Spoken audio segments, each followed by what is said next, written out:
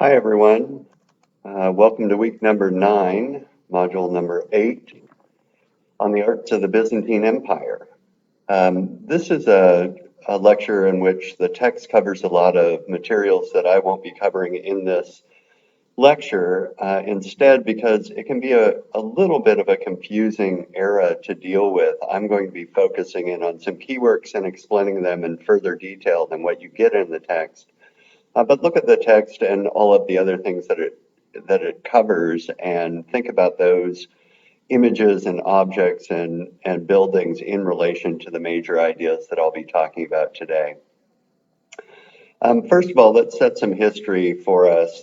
Last time we were talking, we were looking at the reign of, in particular, Constantine in the Roman Empire. And one of the things that we said at the end is that Constantine, of course, starts the move of the Roman Empire towards Christianity. And this starts with the Edict of Milan in the early 4th century. And of course, by the end of that century, in 380 CE, Theodosius claims Christianity as the official religion of Rome.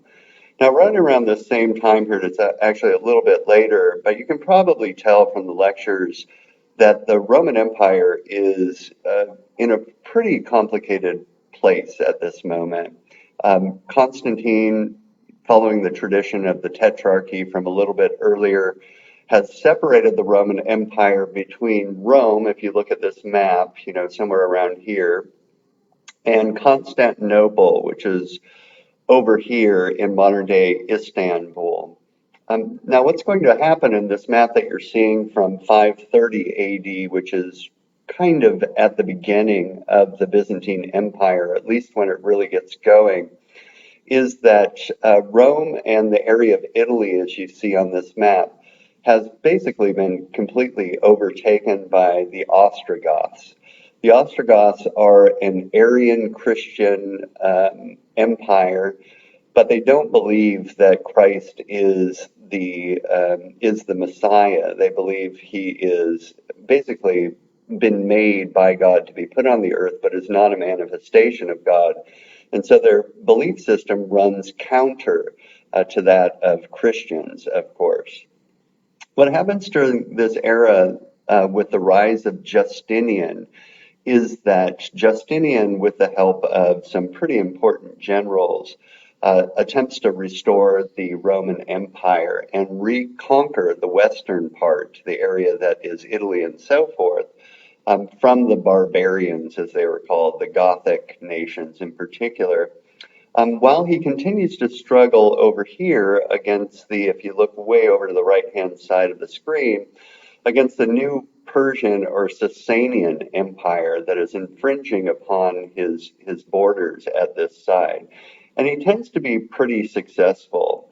He codifies Roman law, and a lot of new legislation is passed under his very long reign. And he starts a number of architectural building programs and the decoration of those building programs as well. And we'll see that. Very quickly then, within 20 years or so, by 565, he has reconquered most of what was formerly the Roman Empire, with the exception of the areas that are now France and Spain. But he's got most of North Africa, as you can see here. He's reconquered Italy, reestablished his hold, at least to some degree, on the Celtic kingdoms and so forth. The Byzantine Empire is named after the area that had been renamed by Constantine as Constantinople. Constantinople used to be called Byzantium. So that term refers to this new center of Christianity and the vestiges of the Roman Empire now being centered in what is today modern day Istanbul, and back then was called Constantinople. Let's just start with a kind of very simple image here of the triumph of Justinian here on the left, otherwise known as the Barberini ivory. And I've juxtaposed it on the screen here with that bronze Cire Perdue cast sculpture of Marcus Aurelius from the Roman Empire.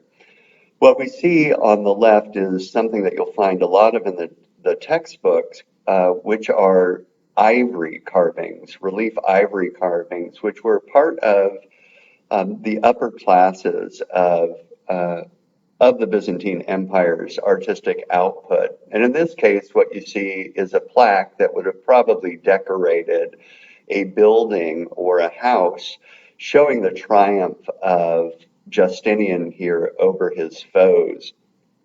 So if we look at this a bit more carefully, we get in here, comes out of that tradition of putting an emperor or a great leader on a horse, what later becomes known as an equestrian monument. And remember what the symbolism of this is.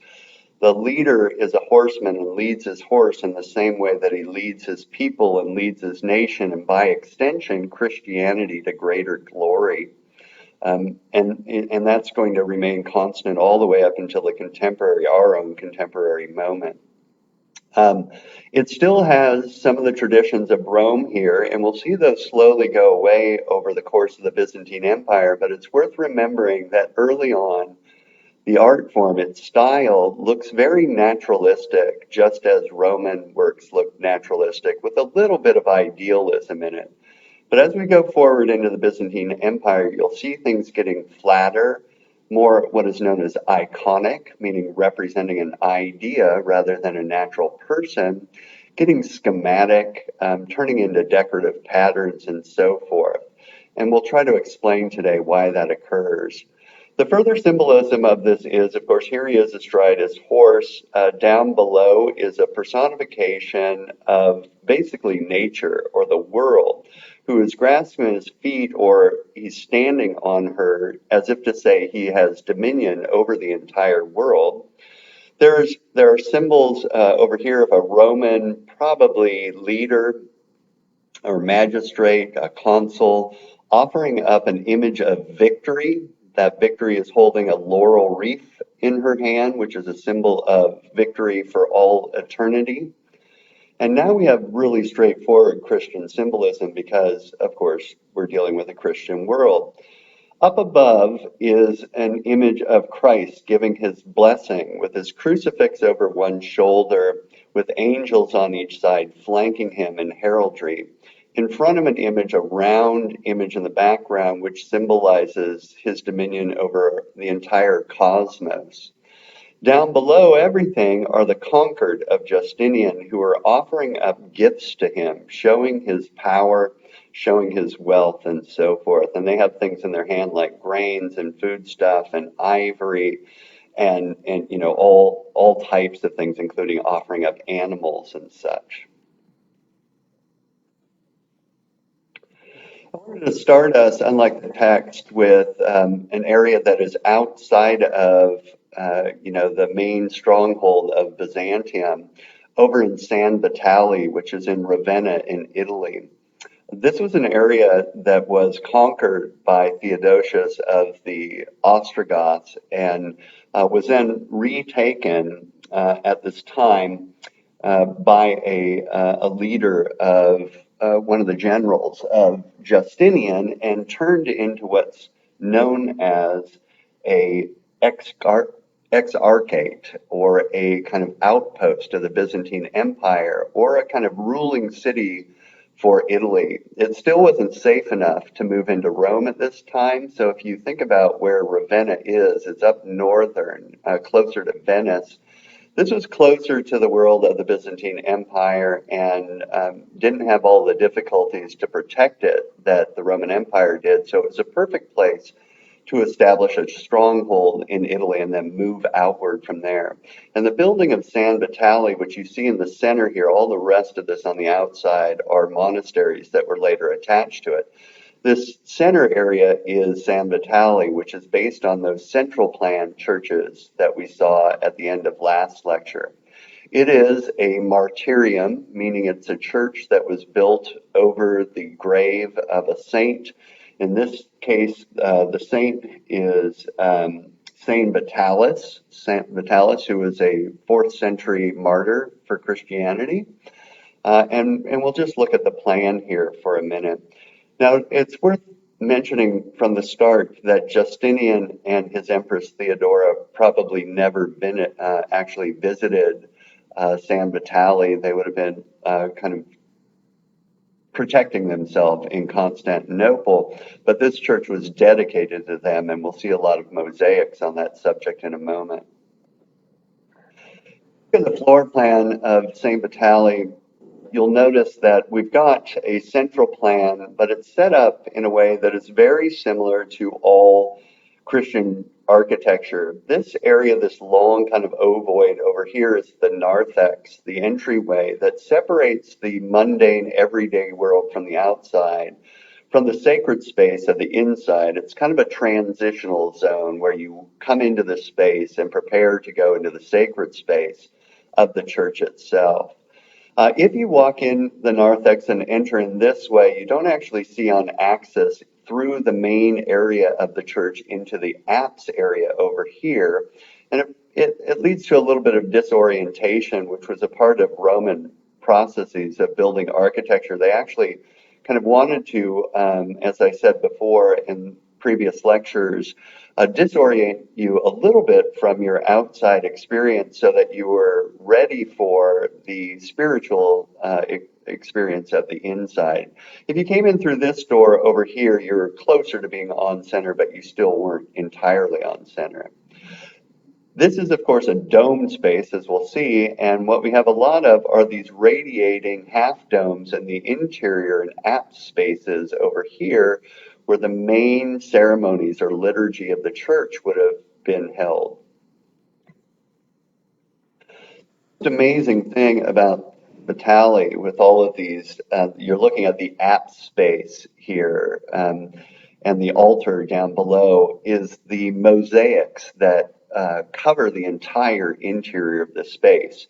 Now remember, mosaics are created out of little tiles or glass pieces that have been colored so that they reflect light in an incredible way and are, a really strong way to decorate an interior. They are filled with golds and purples and greens, really vibrant, incredibly intense or saturated colors in here that then get illuminated by the light.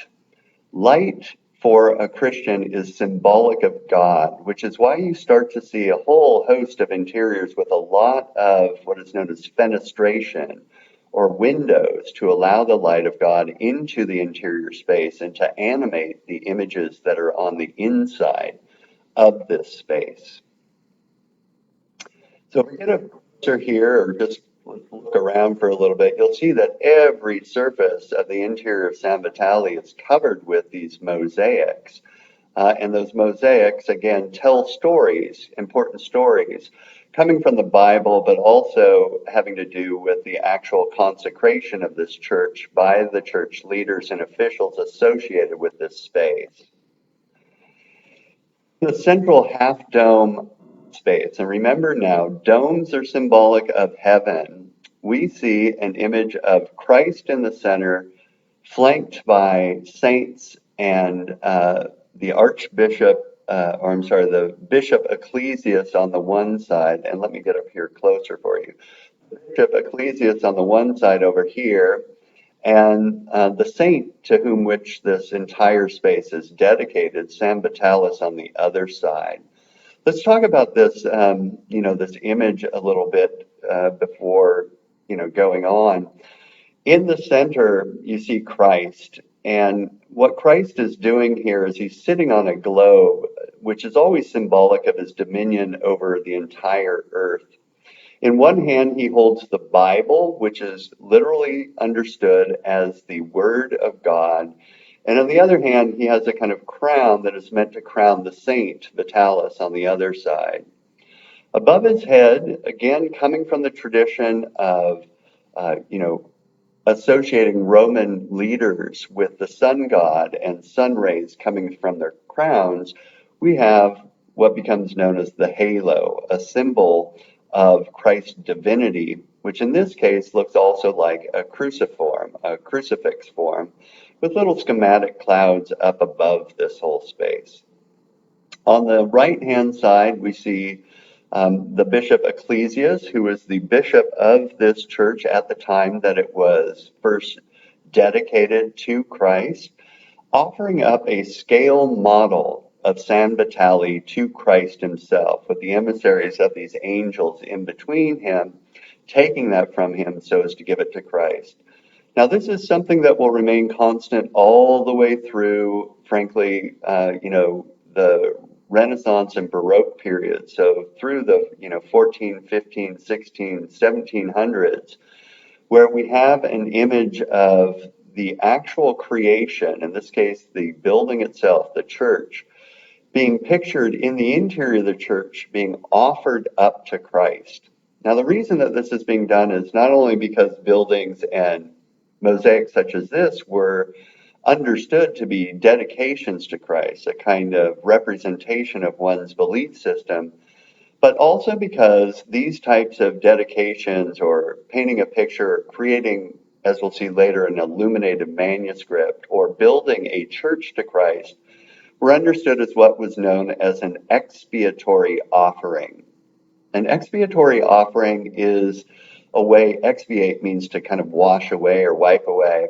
Expiatory offerings were meant to moderate any sins that one might have committed during one's lifetime so as to show your good deeds and good works to God and to give you a greater chance of getting into heaven. This church is being offered up by, again, the Bishop Ecclesias. It's not him, frankly, that he is asking for forgiveness for with this offering. It's also his Emperor Justinian, the Empress Theodora, and by extension, the entire flock of the church, who would have gained this kind of grace that came from these good works or building things in glorification of Christ and God and so forth. When you get close on these mosaics, remember the little pieces of tile are called tessera, or tesserae for plural. You can see how schematic the rendering of the human body becomes. This is not only because mosaics make it pretty difficult to make something naturalistic. It's because by this stage, we're talking about images that are primarily understood as icons. Icon is an image, of course, just like you think of an image on your desktop, but it's a schematic image that stands in more for an idea than an actual likeness of a person. In other words, what we're looking at here is not something that is meant to tell you what Christ looked like in any way. It's meant to stand in for the idea of Christ. And as we go forward in this lecture, we'll start talking about how people of the Middle Ages actually understood icons through what was known as an extra mission theory of vision, an actual manifestation in a way of the essence of the subjects, in this case Christ, that they represent. So there's very little modeling or shading in the face, of course. It's just been turned into a schematic. It's become symbolic. One of the big symbolisms of this time period, by the way, are the very wide open eyes. Those big wide open eyes become generally symbolic of the idea of sacredness. They may represent God, or they may represent someone who has seen or come into contact with God, whose eyes have been widely open. In addition to that, the big symbolism here also is the color. The color gold, of course, is symbolic of wealth, but it's also symbolic of light. Gold, just like we saw way back with the Egyptians, reflects light, is eternal in that it doesn't tarnish, and becomes a favorite symbol of the spiritual. The other major color symbolism here is the color purple. Purple was understood as a heavenly color. It was a color, of course, associated with the emperors of Rome.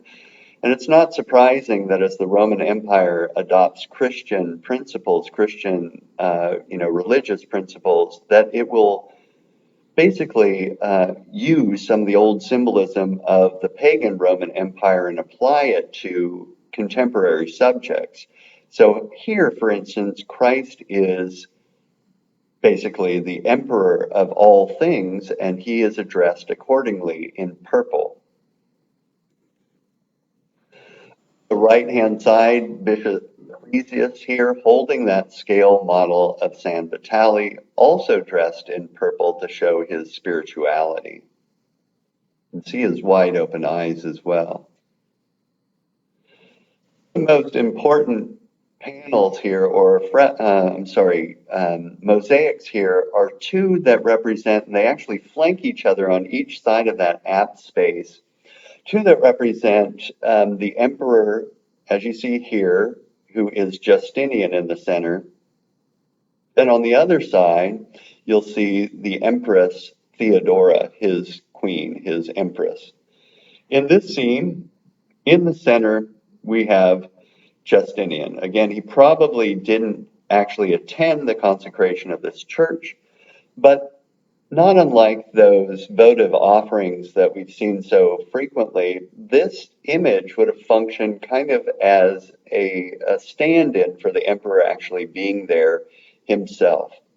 He is dressed in purple again to signify his holiness. He has a very, of course, ornate crown on his head to symbolize his dominion over earth. He holds in his hand something that I don't think we've covered yet here. It's called a paten. And a paten is a container that would hold the sacrament of the Eucharist, or even more specifically, one part of the sacrament of the Eucharist, which is the bread. I think I mentioned, but I may be forgetting this, that there is a major sacrament for the Christians known as the Eucharistic ceremony or the Holy Communion. It comes from a moment in Jesus' life right near the end before he is betrayed and crucified, where he gathers together his closest followers, his apostles, 12 in number, and you'll notice the number 12 being used over and over in these pictures, by the way. And he first tells them that one of them will betray him, and that's Judas Iscariot, who betrays him for gold to the Romans. But he also starts this major ceremony or a ritual, a sacrament, known as the Eucharistic ceremony. And in that Eucharistic ceremony, it goes like this. As Christ is serving this last meal, he tells his closest followers that he has turned the bread on the table into his body, it's known as the host, and turned the wine on the table into his blood, that's the Eucharist. And if they are pure, they may partake of this through the sacrament of communion, and in so doing, kind of bring the Spirit of Christ into themselves. So if you think about Catholic ceremonies and frankly Christian ceremonies of the Eucharist, where maybe you've seen this before, there is bread or wafers and wine passed out, it all extends back to this major moment of the Last Supper. And so Justinian here is holding the paten, the container in which the host, the bread, would have been contained, in order to symbolize that. To Justinian's left over here is the Archbishop Maximus. Archbishop, or Maximinius as he is sometimes called. Maximinius is the Archbishop, so he's an kind of arching bishop, even more high in terms of status than Ecclesias, who may or may not have actually attended this consecration. We believe that he probably did, and he holds in his hand a crucifix here. Next to him is another religious figure, probably again a monk or a priest, who holds in his hand an illuminated manuscript that has been heavily decorated with jewels on the front of it. Illuminated manuscripts were passages or books from the Bible, or even the Apocrypha, these non-official parts of the Bible, that were richly decorated and became not only luxury items, but also manifestations of one's dedication to God. And then next to him, you see another priest or monk holding in his hand an incense burner. Incense was used to purify the altar before Mass, before that Holy Communion. These, the illuminated manuscript, the paten, the crucifix, would have all been actual gifts given to the church, which was expected in any dedication and expected as per basically readings of the Bible from any worldly leader, including the emperor. To his right, you see generals, and next to them, the soldiers that would have led to his reign. The shield here is important as well. It's not only symbolic of his military might, it has on the surface of it the XP here of the Chi, or the X kind of PR that refers to the Chi Rho symbolism that we met last week, which are the initials of Jesus Christ, and thus is symbolic that this is a Christian nation. Close here again, you see Justinian. Now, again, we're not really trying to get a great degree of likeness here. It's the idea of Justinian that we want to preserve. He has a halo around his head, signifying him as the most spiritual of all of these figures. Once again, wearing purple and gold, symbolic of royalty and of God, which we said before. His eyes are very wide open, symbolic of someone who has seen the light of God. Facing him on the other side of the apse is his empress, Theodora. And in this case, Theodora also has a big retinue coming with her, but in her case, and these colors are a little off on your screen, they're just as purple as what you saw in the last image. In her case, she holds the complement to the paten, or the bread of the host. She holds the holy chalice into which the wine or the blood of Christ would have been placed. Remember, again, this is an actual chalice, a beautiful golden and probably jeweled object that would have been given at the dedicatory ceremony of this church. Next to her, she is flanked by attendants, her retinue, religious figures, ladies in waiting, important personages of the time. Above her, you'll see she exists in one of these shell niches. Those are symbolic of purity. She wears on her head a crown again, but in addition to that, she has strands of pearls that run down from the crown, which were supposed to ward off disease and ward off evil. Both were seen as the same thing. They understood diseases as something that came from evil. And then around her head, once again, that halo that symbolizes her as the most holy of all of these figures. Off to the right here, we see what is likely a baptismal font, meaning a place to purify yourself in relation to Mass. If we get up close, the colors are a little bit more accurate now.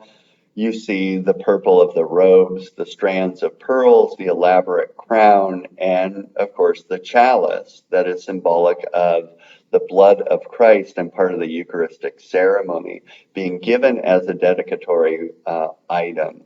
If I back up here a moment, you'll see that at the bottom of her robe, I don't have a close-up of this, are depictions of what are known as the three magi, or the three wise men who came to attend the birth of Christ at the nativity scene bearing gifts.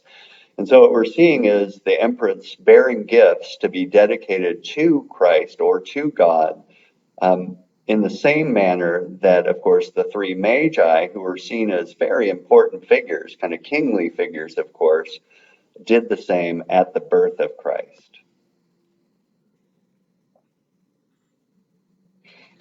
Wanted to show you how heavily decorated this entire interior is. There are scenes all over the place from parts of the Bible. There are scenes that are just beautiful decorative scenes all throughout this space. Think of this as a big gift given to God by the Emperor Justinian and Theodora in order to expiate or wipe away the sins of humanity and to lead to a religious reign under the Byzantine Empire. There Some of these scenes that I'm not going to go into in great detail, but I will point out some that you've seen before.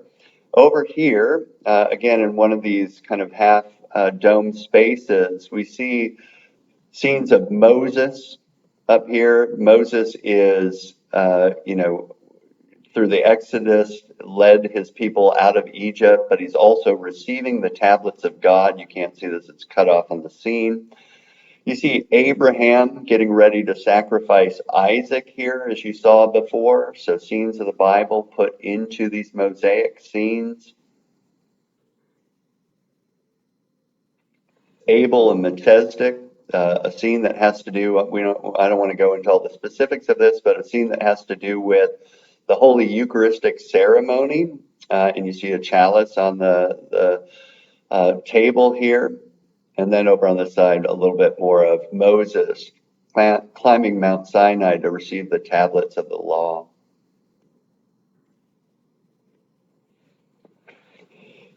We move now from the area that is, northern Italy to the stronghold of the Byzantine Empire in Constantinople. One of the grandest of all building projects ever created is the Hagia Sophia here.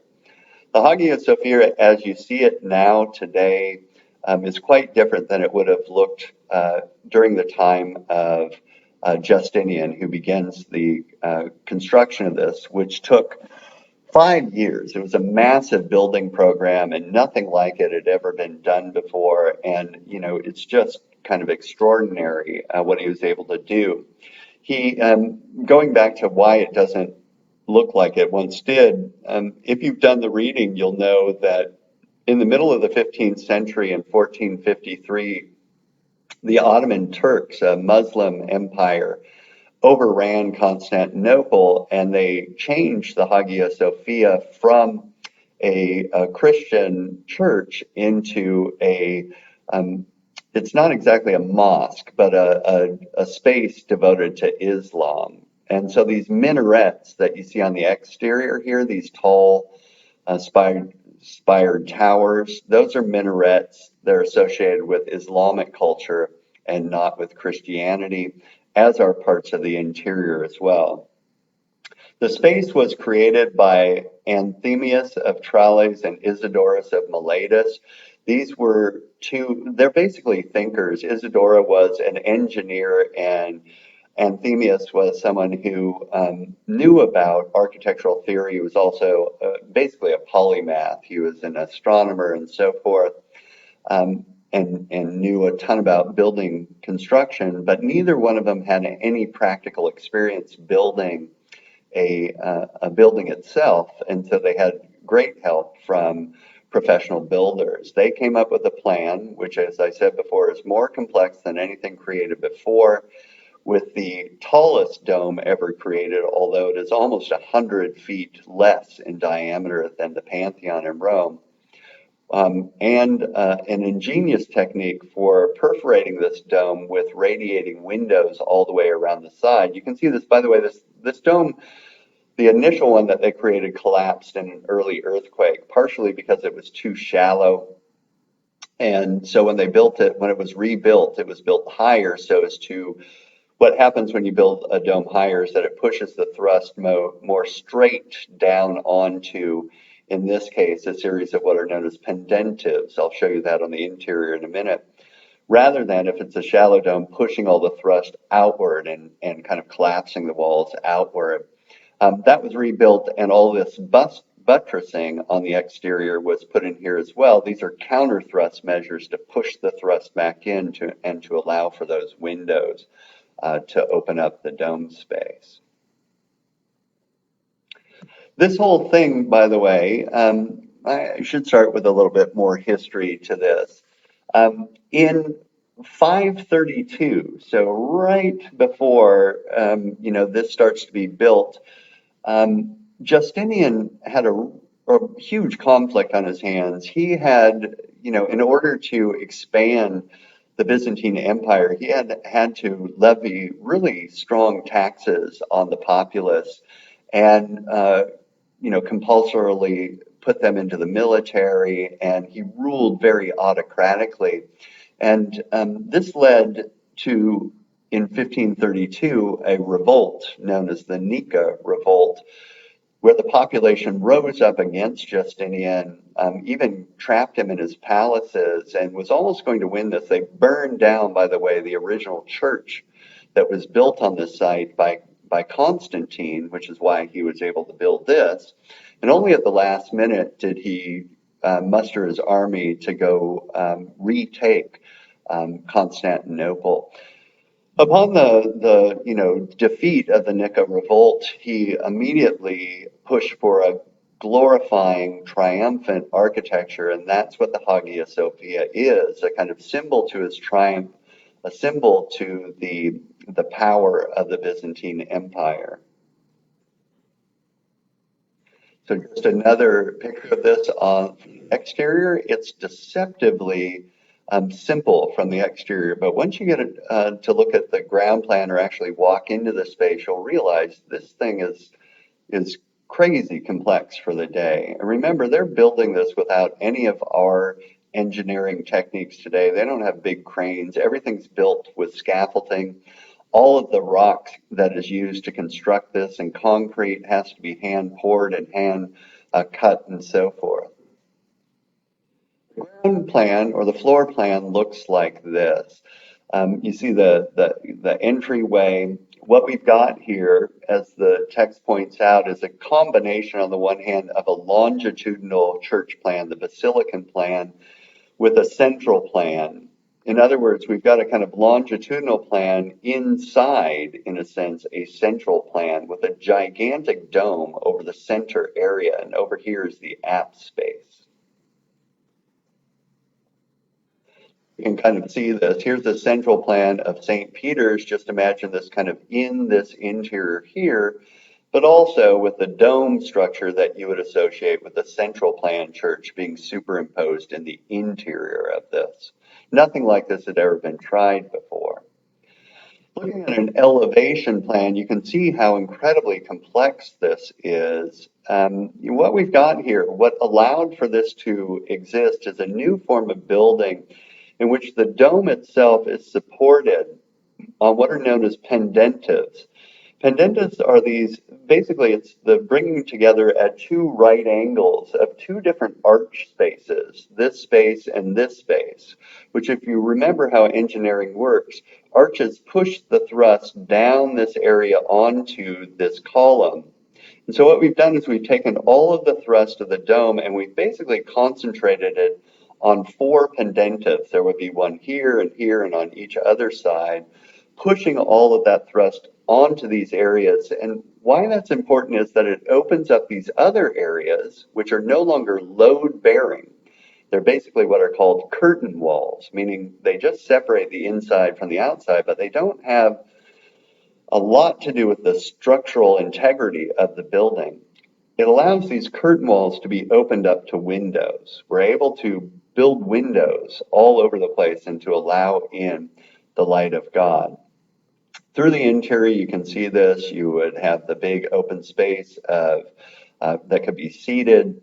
You've got the area of the altar back here, which is closed off by a screen. Only the emperor and the priest could go into this area. Everyone else would have just witnessed the priests doing their liturgy or their ceremonies out in this space and walking through and then going into the mysterious space of the altar that was only open to the most sacred of all. The interior of this, to give you a sense of its scale, is massive. Right now what you're looking at is an interior that no longer has any of the original decorations from the Byzantine period. They had been wiped away first by the iconoclastic controversies that you will have read of, and then later on by the Muslims who changed all the decoration to Islamic decoration, including these big rondelles with Islamic script on them and all of the space of the dome itself. Along with the central dome, you have a lot of half domes on each side, and within those, more half domes, just separating this whole space into all these glorious kind of radiating domes. There's no way that I can give you a sense of how extraordinary this is. Here are pendentives, of course, on each side supporting this whole thing. But it looks like, and people at the time even mentioned this, as if the dome is just floating above everything. It doesn't seem to be tethered, just like the Pantheon. It just seems to float up there. It's hard to, especially with all the light streaming through, it's hard to tell how it's anchored in any way, and that would have contributed to the spiritual effect of this space on the believers who came to this space. And more pictures of the space. It gives you a sense of the scale, by the way. A person would have, if you look at my cursor down here, a person would have been about this tall. We're talking about a space that is, 300 plus feet tall.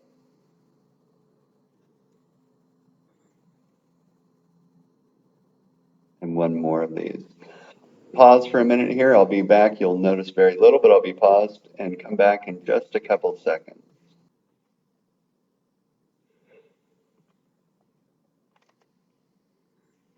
Originally, then, the Hagia Sophia, which wouldn't have had the decoration that you see here today, was primarily, it seems, decorated by decorative patterning of mosaics in rich golds and purples and blues with floral accents and so forth. And then later on, after, in particular, the iconoclastic controversies take place, which start under Leo III, a leader of the Byzantine Empire in the early stages of the 8th century. When these things subside, then later on in the 800s, it is decorated with mosaics. I want to take you one more image. I'm sorry, back up. One more image of the space here, or spend some time here showing you how this is constructed, right? So these are your pendentives that push all the thrust here. Up at the top, you see a curtain wall. This doesn't have any load-bearing function. It's just there to kind of separate the inside from the outside. And then radiating on each side of this, these half-dome spaces, all symbolic of heavens. So now on to the most kind of complicated part of this lecture in a way, and it's the reason that I gave you a fairly long and sophisticated reading on the subject of how people during the Byzantine Empire would have understood icons or images of Christ or the saints and how they would have interacted with them. What you're looking at here is what's known as the Mount Sinai Christ. It's an encaustic painting, meaning the pigments are suspended in wax and applied to a board or a panel. That is a really good example of Christ as an icon, and it's one of many, many images that you can find that look roughly the same. As a matter of fact, this should look fairly similar to the image you saw of Christ in San Vitale. It's Christ, and this is common, looking straight at us, right? Shoulders faced towards us in a very powerful type of positioning that is authoritative, giving us a blessing with one hand while the other hand holds an illuminated manuscript, probably in this case meant to be the entire Bible, where the Word of God, of course, is written down. So these icons, while they do have a little bit of course, naturalism to them, they look like a human being, they're not necessarily supposed to be a likeness of Christ. This is where everything from theological theories gets very complicated. And the reason why we have these so-called iconoclastic controversies that start, again, in the beginning of the 8th century and reign for over 100 years, and frankly keep coming back over the course of Western representations of Christian subjects. As I said last time in our last lecture, in the second commandment, there is a rule against what are known as idolatrous images, images that represent anything that can be mistaken as an actual God himself. And Judaic culture and Islamic culture stay away from, for the most part, the representation of God or of Jesus, and in many cases, even the saints associated with them on these grounds. It's picked up, that argument is picked up in different parts of the Bible as well. So what the iconoclast believe, what they think, and these are the people who are against images of Christ or the saints, what they believe is that it is against the Bible to represent anything that could be understood as partaking of the essence of Christ or of the saints, because anything that contains the essence of these figures is somehow understood as possibly being mistaken for the actual person and worshipped in its own right. You just worship the object or worship the painting instead of what it actually represents, God or Christ or what have you. And this runs counter again to what they read in the Bible. The iconoclasts tend to be associated, as you'll read, with the ruling class, with the emperor, with the government, who seeking a way to wrest some of the control away from the church clergy, who use these images in order to gain popular support, will, of course, point out the places that this runs counter to church theology. The iconophiles, on the other hand, and this is where, I have to say there's some contradictions in their arguments, basically argue that these images partake only partially of the essence of the subjects that they represent.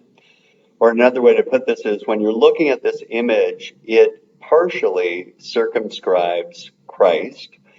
And it's okay to represent Christ, although not God, because Christ was made human. He was made human form. He was represented through the Word in the Gospels. And this sets a precedent for the right to represent Christ. Or going further than this, there was let's say, a story about St. Luke, an early saint, who supposedly had a vision of Christ and the Virgin Mary, who said it was okay for him to paint their picture. And from that precedent, it became okay to represent Christ. It was authorized by Christ. Now, the contradiction of this whole thing is, as you'll get in your reserve reading, that people of this time period had a different view of how vision actually worked and how these images actually worked than we do today. That way of understanding how vision worked, which again your your reading goes into in a lot of detail, can be summarized by what's called the extra-mission theory of vision. This extra-mission theory of vision, which I want to read you a little passage of from your reserve reading, basically holds that vision and seeing is an active process. They believe not that rays of light entered into the eye and that the eye was just a kind of mechanism by which we see. They believe that rays of light actually emanated from the eye and sought out images and came into basically physical contact with those images that they then circumscribed, held, and then brought back to their mind in order to contemplate these subjects. And so, as Robert Nelson puts it in your reading, and I quote on page 150,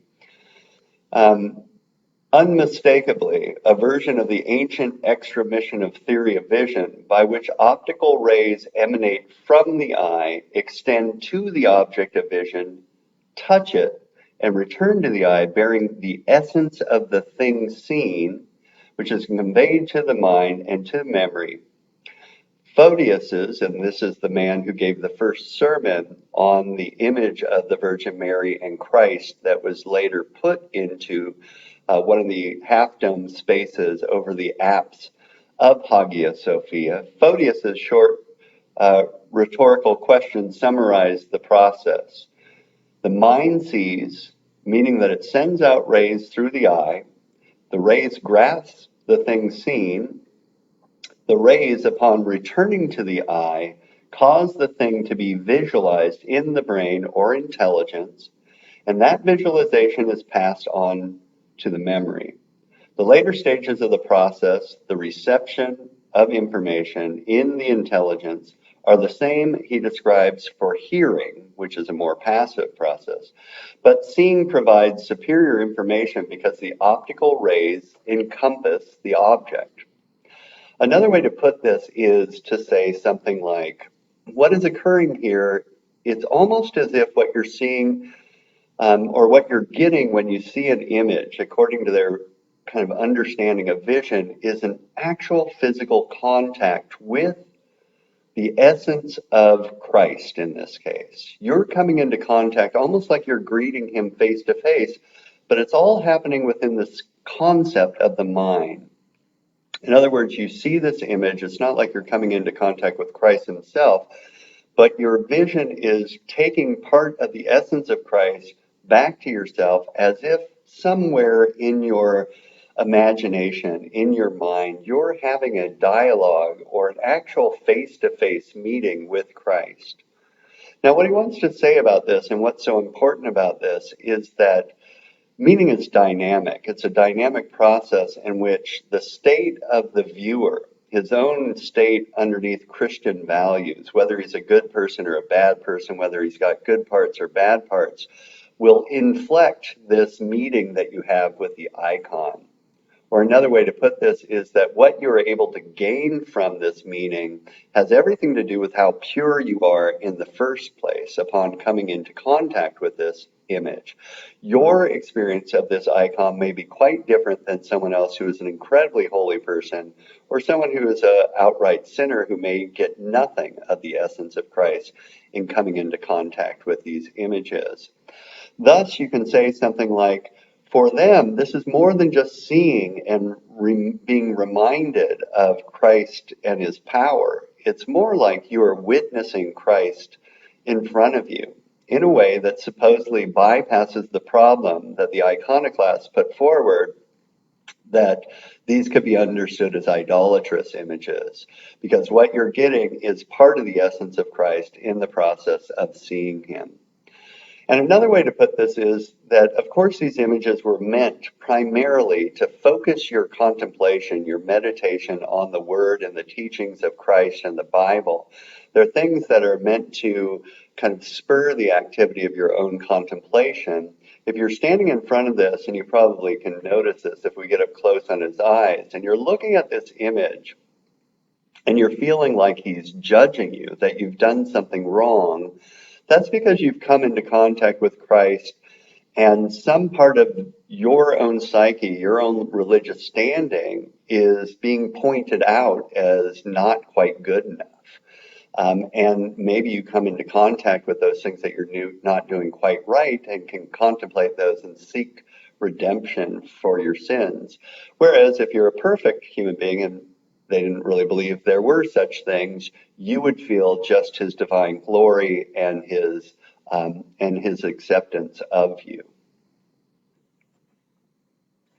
This type of image, by the way, and encaustic images go all the way back. If you see on the left here, this is an old Etruscan image, an encaustic image to these types of images themselves. We'll look at another one of these and a few more of these images and talk about the extramission theory of vision a little bit more. This is the Virgin and Child enthroned between saints and angels, which is one of many of these types of panel paintings, again in encaustic on a panel. And in this case, you have the Virgin Mary and Christ enthroned. This becomes the favorite image of the Byzantine period. Remember what it represents at a basic level. When you see the Virgin Mary and the Christ child as a child here, it's supposed to say to you that Christ has been born so as to lead to your salvation. In this case, the saints that accompany him, St. George and St. Theodore, are probably associated with a religious setting in which this was originally placed, and then behind him are angels to represent the idea of spirituality. Being enthroned, the Virgin Mary is once again in purple to represent the idea that later, after her death, she will become Queen of Heaven. Of course, there are halos everywhere to be seen. in order to represent their spirituality. The images are not particularly lifelike, right? They're supposed to represent the idea of salvation. And just like we said earlier on, Mary is the mediating figure. Mary is the maternal figure who allows your entry into heaven, by giving birth to Christ on the one hand, but also someone that a lot of people found an incredibly empathetic kind of maternal figure who you could seek help from. Here we see it up close. Christ gazes straight out at us, Mary a little off to the side, which is pretty common in these images. At the same time period that these are cropping up, we start to see the very start, and this begins, in the 10th century. There's really no evidence for much of it before that, and maybe that's because a lot of these illuminated manuscripts were destroyed by the iconoclasts who were running into these buildings and ruining everything that they could find on the basis that they ran counter to, tenets of the Bible.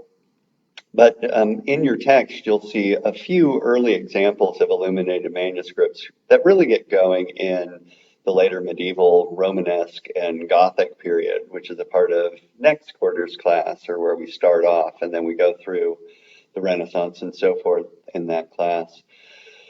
In any case, what I chose to bring in instead of one of those images is a page from the so-called Kudlov Psalter. A Psalter is a book of Psalms, which were a favorite, biblical text to be illuminated. And in this case, written in Greek around it are the passages from the Psalms, while the illuminations that you see here are pretty interesting. What they're trying to say here, and by the way, remember these illuminated manuscripts, just like San Vitale, on the one hand, you can think of these as just words of the Bible that are made beautiful. But the other part of this is that in the process of making the Bible, the words beautiful, you are glorifying God in the same way that San Vitale is a big offering up to God. These are like expiatory offerings as well. In any case, back to the imagery, off to the right here, you see Christ being crucified and being tormented by the Romans, who look suspiciously like little devils, don't they? Stabbing him in the side, he's being crucified. It's horrible. While over here, down below it, the correspondence is to the iconoclast. What's actually happening here is an iconoclast who has dipped this kind of mop into a vat of vinegar is wiping the murals off of the walls of churches. And what they're saying is that the iconoclasts are functioning in the same way that the Romans did in tormenting Christ, and of course, persecuting Christ and Christians by removing for them these emanations of Christ that they can use to gain salvation. Now on the main image that is talked about in your reading, although that reading is about the idea of vision during this period more than just this image. And what I'm talking about here is the Virgin and Child of the Apse mosaic in Hagia Sophia. This would have been the space right over the altar. As your reading points out, this is the space in which the sermon, the dedicatory sermon spoken by Photius, would have been referred to and would have been vaguely seeable in the background, although, of course, you wouldn't have been lying on your back to see it this way. It's only kind of up there, far away from you, just to be kind of partially seen and contemplated. In any case, let's get up here close and look at what we're talking about here. So here it is in that app space. Notice how, it's not accompanied by any realism. It's not accompanied by naturalism, which is the place that your reading starts out from. How come we today see this in a different way than people of the time would have seen it?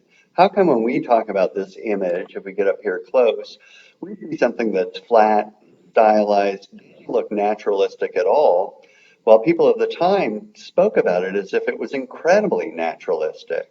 And the big kind of rub here, or the way to solve this problem, is to once again understand how they saw this image. They didn't see this image, and when they're talking about naturalism, they're not talking about it looking natural. What they're talking about, it seems to me, is how it feels to them, the emotions that it inspires in them as being quite naturalistic. This image, which is iconic, standing in for an idea of, again, Mary, the Virgin, and Christ, our pathway to heaven, calls up for them in this process of almost a physical contact with the Virgin Mary and the Christ, feelings of, how important this was to them. They are in the process of what is called ekphrasis, which Photius is, doing in his sermon, describing not what he sees. Everyone can see this. You're not going to describe what is right there in front of you in your vision. You're describing and expanding upon the feelings that it generates within you. Now, if what you truly believe when you're seeing this image is that you're coming into physical contact with this through your eyes, the rays of your eyes are emanating outward, grasping this image, bringing its essence back into your mind and generating this contemplation of salvation, then of course you're going to feel this is naturalistic in the sense of your experience. And that's what the reading's trying to point out here. They are, again, for us today, quite flat and plainer, but part of that has to do with how we see things differently from our own period in time. At the time, these would have been understood as almost manifestations of the figures themselves that were come into contact with by the viewer and narrated into further existence by the sermons that would have been taking place below them, that would have coupled with the image and your experience of the image so as to expand into this realm of kind of thinking and contemplating and meditating on the word and the sacrifice of Christ for all of us. And that remains constant all the way through the medieval period, believe it or not. And frankly, even though people start to contest and complicate the idea of the extra-mission theory of vision, it's something that remains in a lot of people's mind right up until the end of the Renaissance in the 1500s, late 1400s, 1500s. So if you once again look at, and you can see these things over and over and over again, you look at this one here, which is a Madonna enthroned from the late 13th century. What you see is, again, Madonna and child. They're not supposed to look like a real woman and a real child. In fact, in this manifestation, the bodies of these figures have been turned into just totally schematic, abstracted, geometric patterns, while the faces retain just a little bit of naturalism.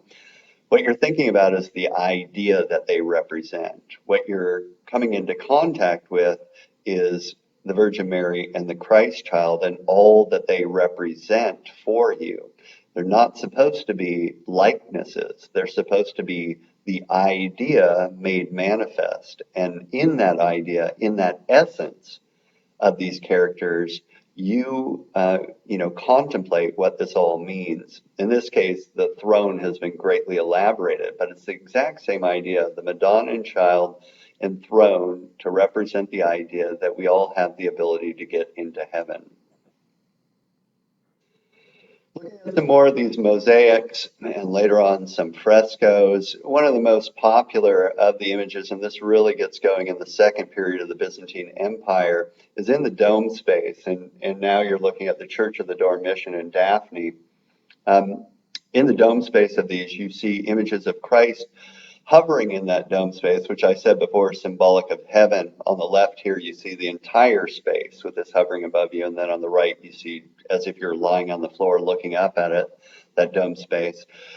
You have images of Christ looking down at you and kind of hovering over you as if he is a manifestation of his essence so that you can come into contact with him.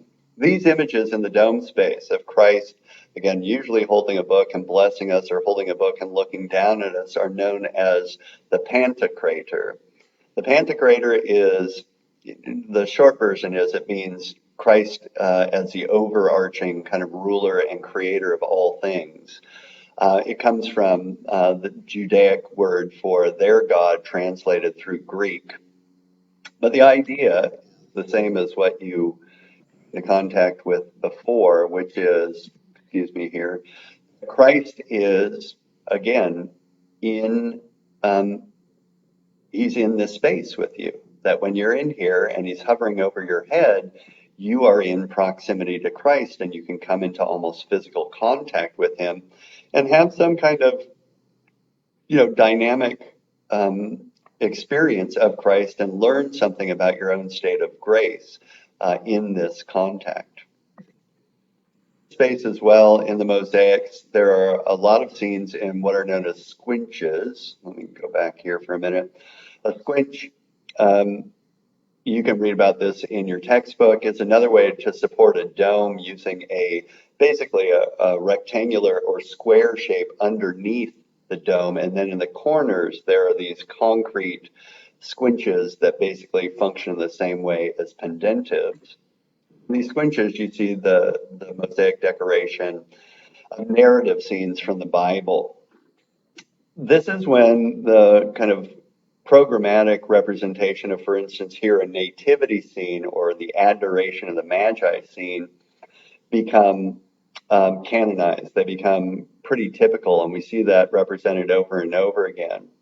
We have the Virgin Mary over here lying down next to an image of Christ who has been swaddled. He looks a little bit like a mummy, but it's swaddling him in swaddling clothes in a bed-like shape. This is symbolic of him, again, coming to earth. The Magi and angels are on their way here, coming in from a scene that is probably destroyed on this side. We have the inclusion of the ox over here and the ass. These two creatures, who are a part of a lot of nativity scenes from this point forward, represent, on the one hand, the idea that even animals recognize that Christ is the Messiah.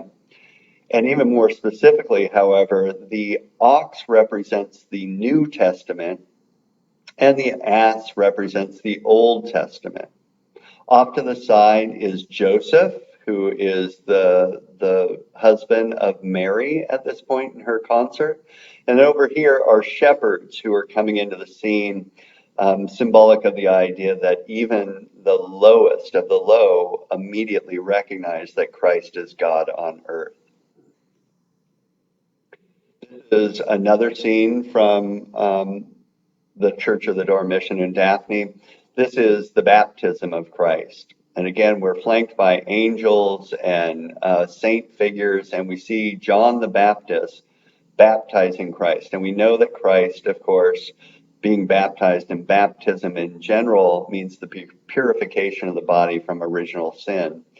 Because it is not okay to represent God per se, just like we saw back there in Dura Europos, you have a hand of God coming down, and the Holy Spirit here as a dove descending upon Christ, saying something like, here's the Trinity, God the Father, the Holy Spirit, and Christ the Son.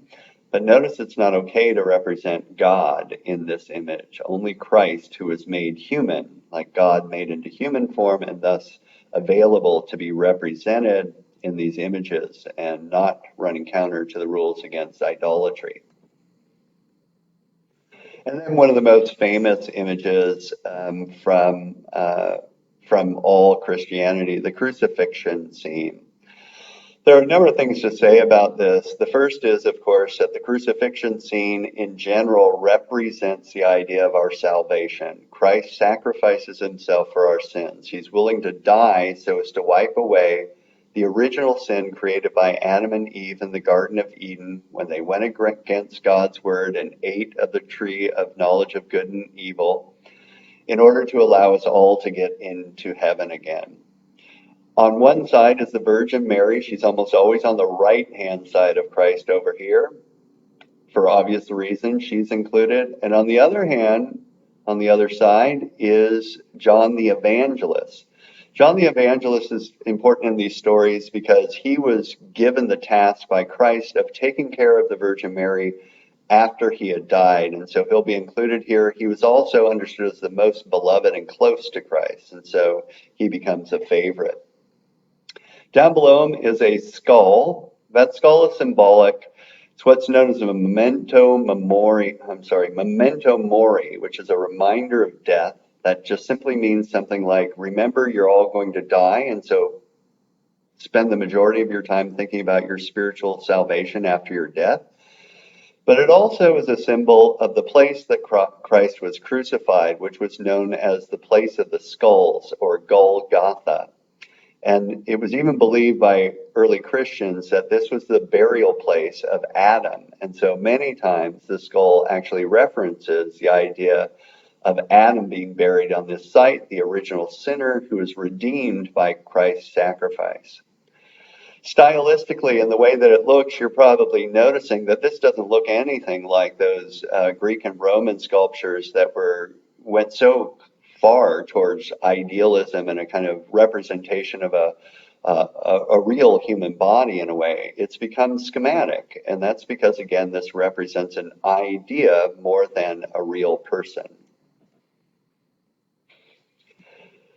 During the same kind of second stage of the Byzantine Empire, we have some of the earliest forms continuing on, but getting more and more stylized. So here on the right, you see Christ crowning Romanos and Eudokia, who are, later day Byzantine emperor and empress. But what I wanted to point out from this, and I've juxtaposed it once again with the early Justinian the Conqueror ivory, is that by this point in time, the only thing that's even partially naturalistic anymore is Christ in the center. He's carved in higher relief. He is basically standing again on something that's symbolic of the Hagia Sophia. You see this dome space here, a manifestation of his spirit. And he's crowning or bestowing upon the emperor and the empress the idea that they're divinely crowned, that they are emperor and empress because they are crowned by God. But beyond that, if we look at the emperor and the empress, they don't look realistic at all. They've been turned into flat little patterns of all of these decorations instead of real human beings, and that's kind of the style of the Byzantine Empire.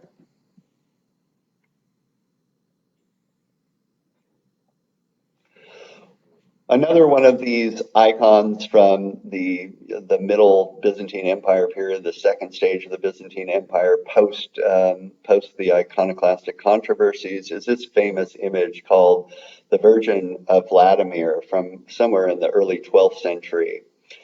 This is again, it's based upon the same idea. It's the Virgin presenting the child, but you can tell that there are a lot more familial, right? There's a lot more emotion in this work. It's what's known as the Virgin of the Compassion, or Virgin of Compassion, where you have the Christ kind of leaning his face against the Virgin Mary, or the Mary leaning her face down on Christ.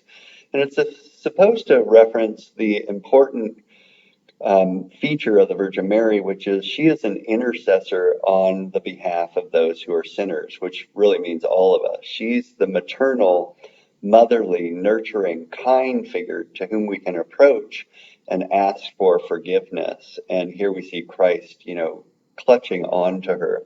The faces look moderately naturalistic, but again, look at these bodies. The bodies have just turned into planar patterns. I'm going to move down here to Karai Kamai, which is a church in which we have some of the latter, in this case, frescoes of Christ that came from the Gospel of Nicodemus, which is an apocryphal text. All that is meant by apocryphal texts these are one of those Gospels that wasn't included in the New Testament, but that a lot of artists and, frankly, church theologians drew upon in order to create more imagery based upon the life of Christ or his power.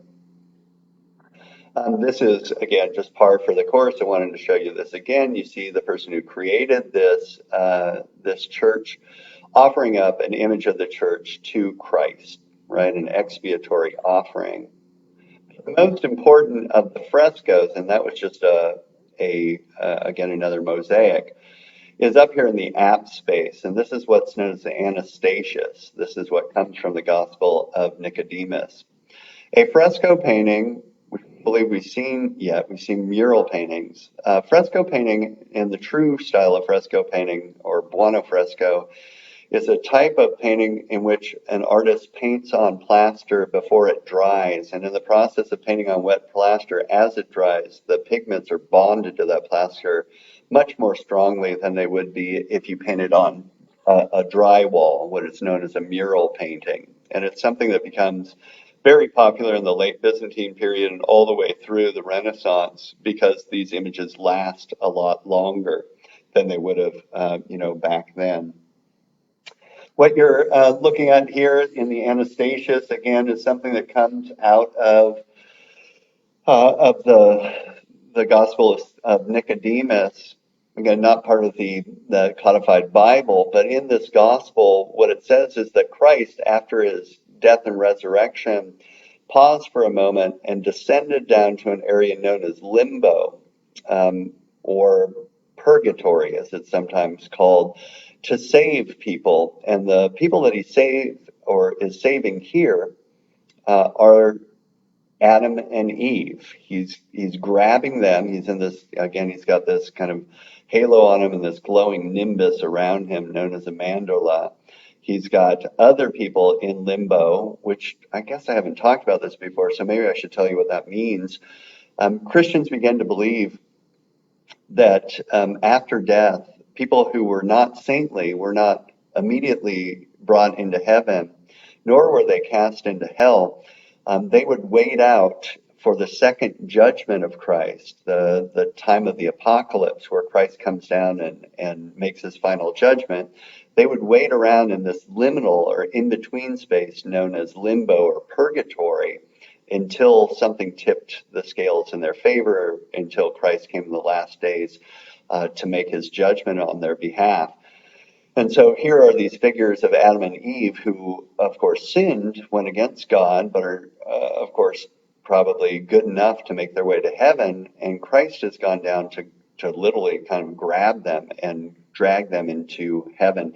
Down below this, in a destroyed scene, there's that, you can probably barely make this out, is a bound form of the devil or Satan, who Christ, one would imagine, has bound here so that he can grab these figures and take them up into heaven himself. The program of this work was done by Theodore of Metochites, who was, you'll read about him in the text, a pretty prominent figure, both thinker and theologian, who at the end of his life spent a lot of time in this church and was actually buried here. Our final image for today, to show you where these things are going, is a very late image from the late Byzantine era, an Annunciation scene. This is the Annunciation of the Virgin in Parableptos from the early 14th century. And from this point forward in the Middle Ages, you'll see a lot of these types of images. I'm not sure we've seen an Annunciation scene in any real way, so the story or the subject should be told. The way that the Virgin Mary conceived of Christ is that the angel Gabriel, who you see over here on the left, came to her and spoke to her and said, "Hail, most favored one, the Lord be with you," or something of that sort. And right at the moment that he says this, Mary incarnates Christ. The Holy Spirit enters her without disrupting her virginity. She becomes pregnant and will bear Christ. Mary, for her part in the Bible, is completely ready for this task. You have to kind of imagine, by the way, she's 14 years old when all this occurs. Imagine being visited by an angel and having them tell you, by the way, you're going to be the mother of the Messiah. But in the Bible, she's completely ready for this. She's prepared her whole life. She's this pure vessel and says, "Behold the handmaiden of God." And basically, I'm ready for this task. In this scene, you see the Virgin Mary already in purple, like a queenly form, just awaiting this. There's no further narrative to this. This is an important component of religious imagery from the Byzantine period forward, that people would have already known what this was about. They would have already heard about these stories. These stories aren't meant to teach you, they're not meant to be didactic or educatory. They are already understood. They're more about focusing your contemplation on what all of this means. And as I said before, the manifestation of these before us could lead through that extramission theory of vision to an actual kind of contact with the moment in time depicted through our own imaginative kind of faculties to think about what all this means and to further our understanding of God and of our place underneath God. Well, thanks for listening this week. I hope it's been somewhat interesting, and I will see you all next week.